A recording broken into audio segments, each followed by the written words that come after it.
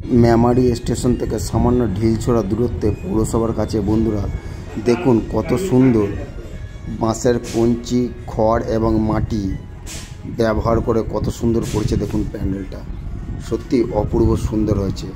আপনারা সময় করে এসে একবার দেখে যান, খুব ভালো লাগবে। প্যান্ডেলের ব্যাক সাইডটাও দেখুন কত সুন্দরভাবে তৈরি করেছে, কেবলমাত্র কঞ্চি, মাদুর আর খড় ব্যবহার করে অপূর্ব সুন্দর লাগছে। দেখুন বন্ধুরা প্যান্ডেলের ব্যাক সাইডটা, তাহলে ভেতরটা ভাবুন কেমন হবে।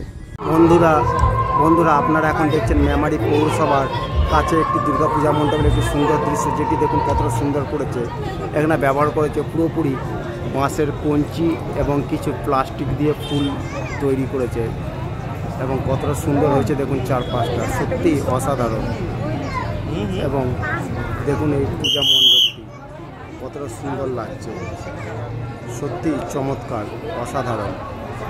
এবং ওপরটা দেখতে পাচ্ছেন যে ঝাড়বাতির মতন আছে, ওটা কিন্তু পুরোটা খড়, অর্থাৎ কেবলমাত্র খড় কঞ্চি দিয়ে ব্যবহার করে করেছে এই পূজা মণ্ডপটি। এবং আপনারা এই যে সামনে যে প্রতিমাটা দেখতে পাচ্ছেন, এটা সম্পূর্ণ লোহা দিয়ে তৈরি, পুরোপুরি লোহা, একেবারে বজ্র পদার্থ যেগুলোকে আমরা বলে থাকি নাট বল্টু, এইগুলো দিয়েই তৈরি করেছে এই পূজা মণ্ডপের এই সামনের প্রতিমাটি। হাঁস থেকে শুরু করে দেখুন পুরোটা নাট, প্লেট ইত্যাদি ব্যবহার করে করেছে। দেখতেই পাচ্ছেন বন্ধুরা কতটা সুন্দর এবং চমৎকার হয়েছে। দেখুন সুন্দর সাইকেলের রিং থেকে শুরু করে সমস্ত কিছু লোহা, কঞ্চি, বাঁশ, খড় ইত্যাদি এ সমস্ত ব্যবহার করেছে। এছাড়া বন্ধুরা আপনারা দেখতে পাচ্ছেন এই যে ওপরে ঝাড়বাতি মতন সিস্টেম যেটা করেছে, এটা কিন্তু পুরোপুরি খড়। এবং এর ভেতরের দৃশ্যটি দেখুন কতটা সুন্দর বন্ধুরা।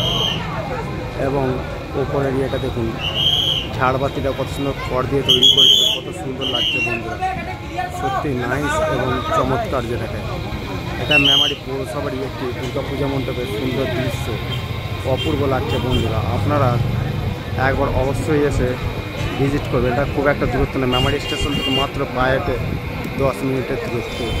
চমৎকার লাগবে বন্ধুরা, একবার আসবেন, এসে দেখবেন, ঘুরে, আশা করি আপনাদের খুবই ভালো লাগবে। অসাধারণ করেছে বন্ধুরা, আপনারা অতি অবশ্যই আসবেন। এটা কিন্তু পুরোপুরি ফাইবার, মাটি, খড় ইত্যাদি দিয়ে ব্যবহার করেছে, কত সুন্দর লাগছে দেখুন।